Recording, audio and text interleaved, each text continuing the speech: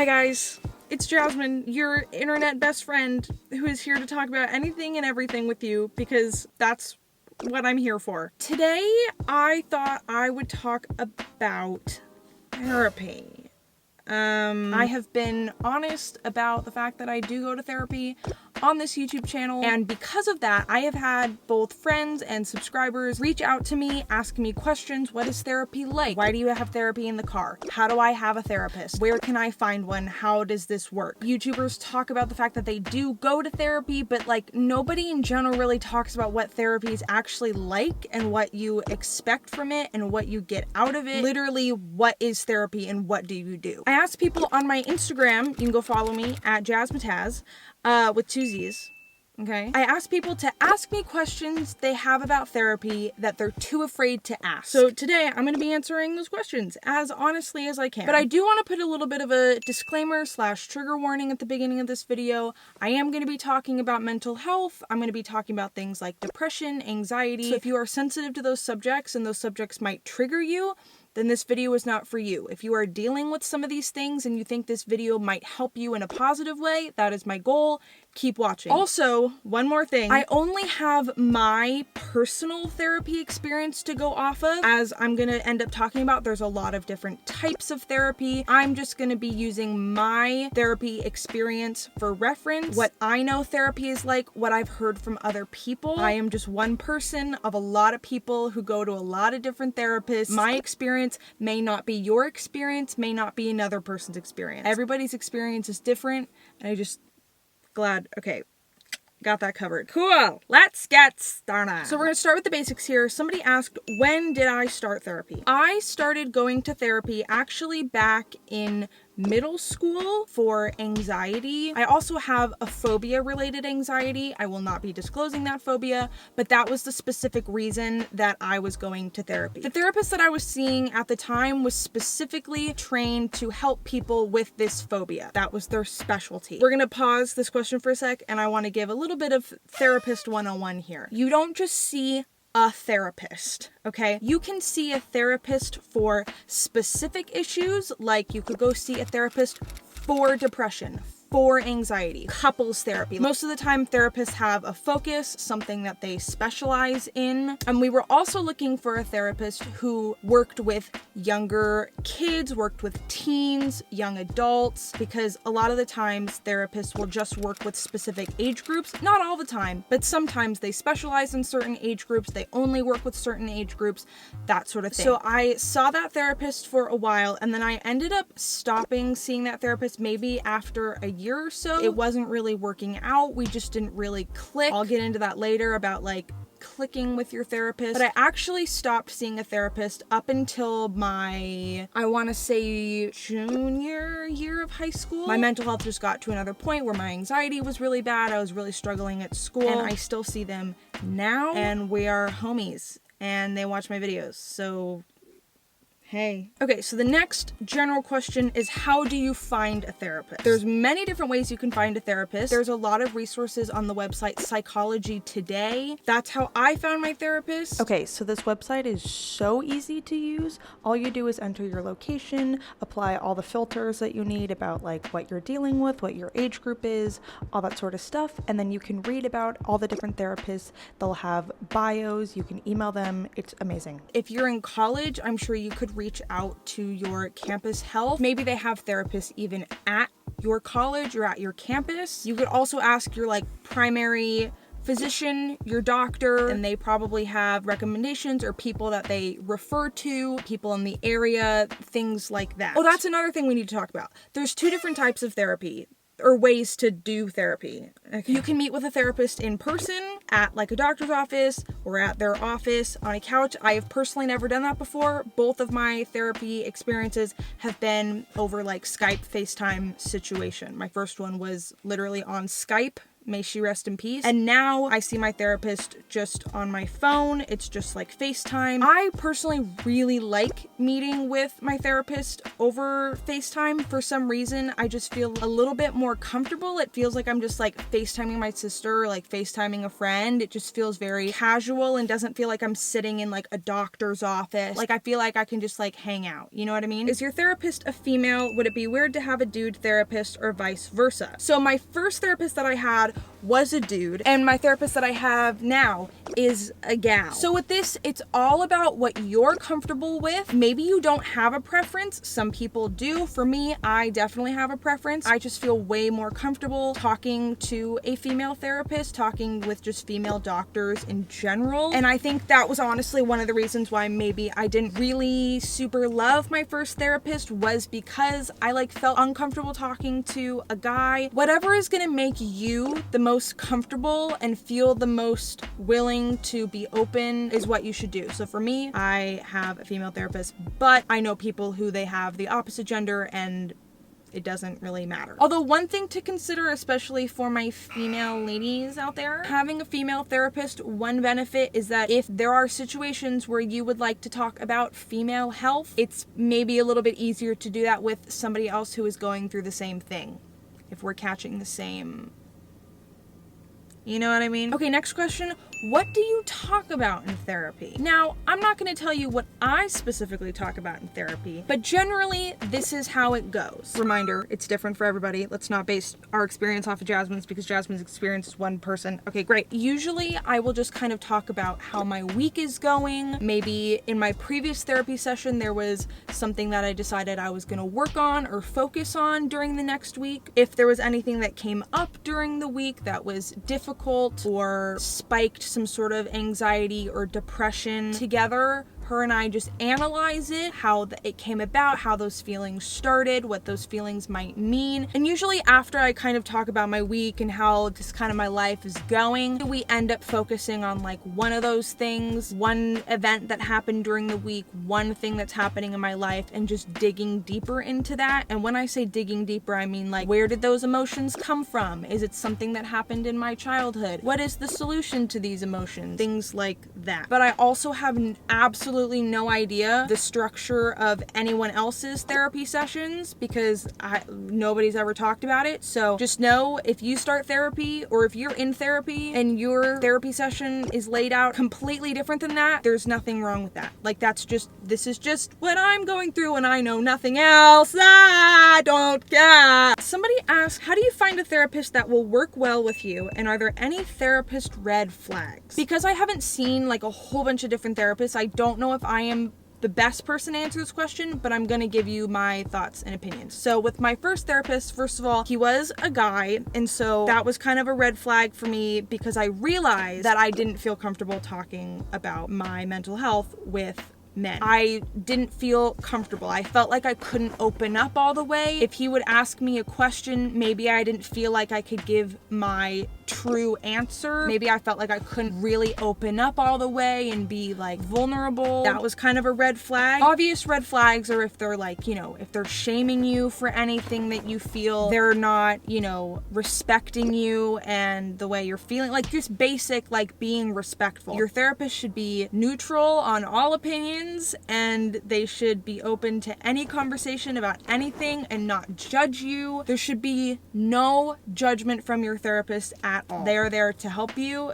and they are there to listen to you. The biggest thing is just your gut feeling. Do you feel like this is a person that you could open up to? Do you just feel comfortable in their presence? Like, I feel like your instincts will kind of tell you that. There are some people that you just know right off the bat, like based on your instincts, maybe you're just not gonna vibe with that person. And there's other people that you're like, oh, I feel like I could really be friends with them, or we kind of have the same energy. We have the same vibe. It's very similar to that. When I was looking for my second therapist, I had like 15-minute, basically little interviews with a whole bunch of different therapists, and just if I wasn't feeling it, if I didn't feel like we could be friends, it was just plain and simple. There was nothing wrong about them or their practice or anything. It was just, we just weren't vibing, and that's okay. And eventually I found my therapist now, and we are straight vibing. Okay? Just treat looking for a therapist like you're looking for a best friend. You know what I mean? So somebody said, I'm underage and I'm afraid my therapist might spill all my tea to my parents. This was something back in middle school that I was also afraid of. So the way it works is that when you turn 18 and you become a legal adult, your therapist is legally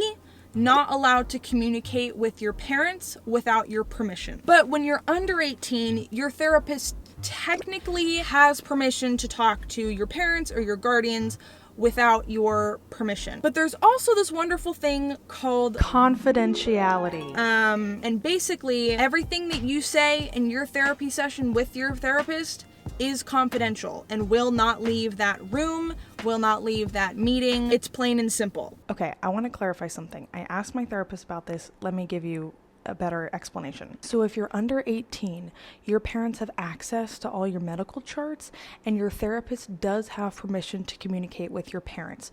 Typically, it's just general information about like the focus of your treatment. But if they do share any information with them, then your therapist will inform you. The only time there's an exception is when you are in danger, you are a danger to others, there's safety concerns. In that case, your therapist can reach out to your parents without you knowing. But typically, you will be informed of any communication that is happening with your therapist. Thank you.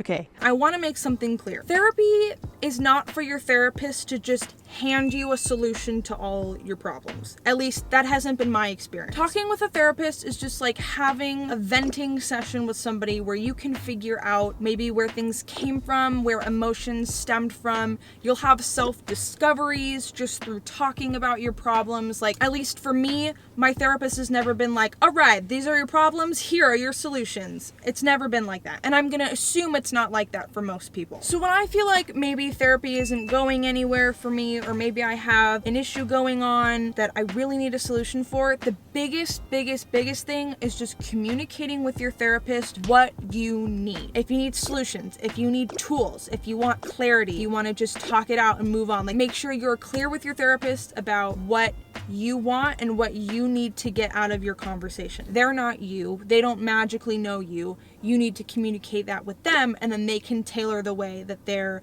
having a conversation with you to make sure that you are achieving those goals and you're moving forward and you are feeling better. So yeah, I hope that made sense.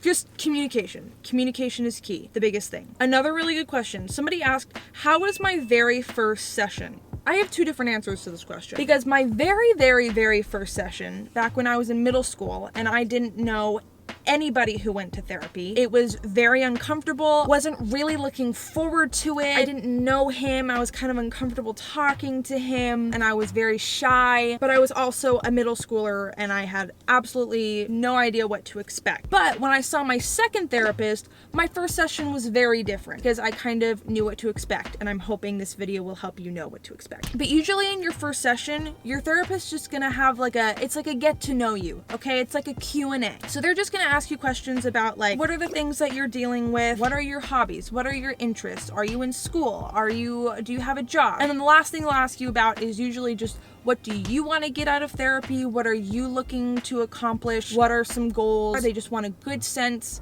of who you are and what you're dealing with. The get to know you section of therapy for me lasted, my therapist might think differently, but I feel like it lasted about a year. It took about a year for her to kind of know everything about me, everything about my childhood, everything about what I had been dealing with for so long. Now, I'm not saying that, I made no progress over that year. I'm just saying that it takes a long time to explain to somebody your whole life. You know what I mean? So just patience. Be patient with yourself, be patient with your therapist. Patience is key. Oh yeah, I think I should mention, I see a therapist every week for an hour. But I also know people who see a therapist just as needed. I know people who see therapists every 2 weeks, multiple times a week. It varies person to person and what you need and what you and your therapist decide is best for you. Bada bing, bada boom. Okay, the last question I'm gonna ask is, why do I have therapy in the car? So if you've seen in a couple of my vlogs, yes, I do therapy in the car, but I did just have therapy in the car. Amen. For a couple reasons. One, I feel comfortable in my car. I do therapy via FaceTime, so I can just do it anywhere. That's another wonderful thing about doing therapy on your phone is you can do it anywhere. You don't have to drive somewhere, take up a chunk of your day. Like literally, I get the notification that says like therapy starts in 1 minute, and I'm like, cool. And I just walk down and go into my car, and then I have therapy, and then that's it. I don't have to drive anywhere. I don't have to do anything. It's wonderful. But also I do it in my car because personally, I don't want anybody listening to my therapy sessions. Not that my parents like would be listening. For some reason, I just don't want anybody hearing anything, even if it was like my sister, and I tell my sister everything. I don't know why. So in my car, nobody can hear anything. A lot of times I'll drive to like an empty parking lot, just where I'm around nobody, I'm alone. I feel 100% comfortable and like I can talk about anything. Nobody's listening and it's all good. So that's usually why I do it in the car. Also, I'm just comfortable in my car. I can sit here. I just like, you know, have the AC going, and I'll just like kick off my shoes and just like lean my chair back, and I'm just like hanging out. I feel very comfortable. And that's honestly the reason why I do a lot of vlogging in the car, is because I usually talk to my therapist in the car, and vlogging for me is kind of like double therapy. I just feel very comfortable. I feel like I can open up in my car. But for you, this might be your room. Maybe it's your parents' room. Maybe it's your living room. Maybe you don't feel comfortable in your house at all, and maybe you want to go to an office. Maybe that's where you feel most comfortable. Whatever needs to happen needs to happen. For me, it happens in the car.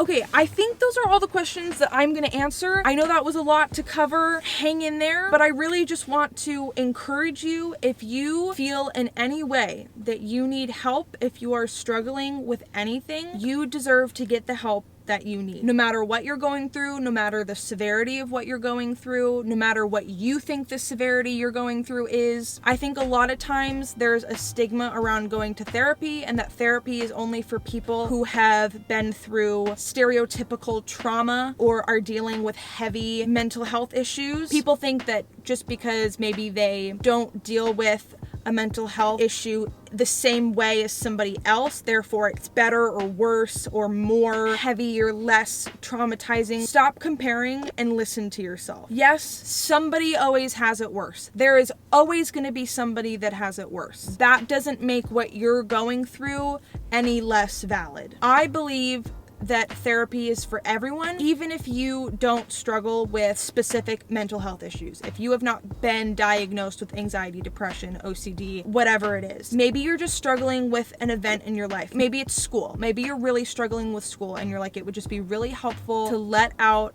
everything I'm feeling about school with a therapist temporarily. Go do that. You deserve it. You deserve to feel your best mentally. Maybe there was a traumatic event that happened in your life. Maybe somebody died. Have broken up with, a significant other. Maybe you're having issues in your family. Maybe it's just an issue with a friend. Whatever it is, if you are struggling with it, it is valid, and you deserve to get the help that you need, okay? I'm also always here if you have any more questions about therapy. If you're scared to see a therapist and you just want somebody there to hold your hand, I'm here to help you. I am here to encourage you. Reaching out for help is the first step, and it's a big one. But if you take that first step, all the other steps are so much easier. I promise you. You got this. And I love you. And let's all take a sip of water. And subscribe if you want to be best friends and we can hang out all the time. I'm hungry. Okay, bye.